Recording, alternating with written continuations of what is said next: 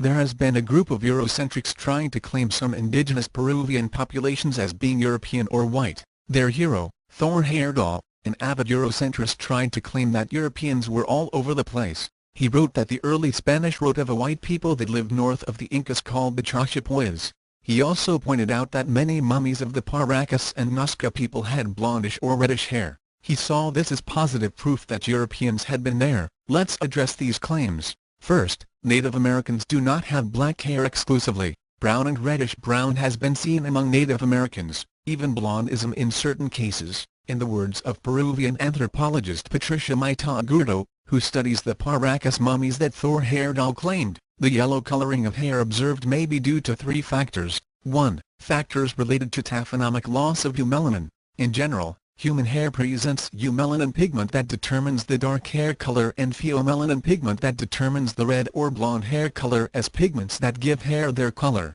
In archaeological cases, under certain moist and acid conditions of the substrate containing human remains, degradation and diminution of eumelanin, which is chemically very unstable, occurs and pheomelanin more stable remains. Therefore some individuals may present red or blonde hair colors, at partial or total loss level. The case that you point out seems to be a case of total pigment loss. 2. Congenital factors associated with low production of melanocytes in the hair, which would condition the presence of individuals with light hair. 3. Malnutrition can affect the production of melanocytes, decreasing it and promoting lightening of hair. So much for the blonde European mummy claims. What about the Chachapoyas claims? Well, I asked Ken Nystrom, who is one of the foremost anthropologists studying the Chachapoyas mummies, in his words, "These types of theories are always running around: Atlanteans founding things, lost tribes of Israel, Viking colonies, etc. But there has never been any proof. Based on the hundreds of skulls I have looked at personally, and all of the material my archaeologist friends have seen,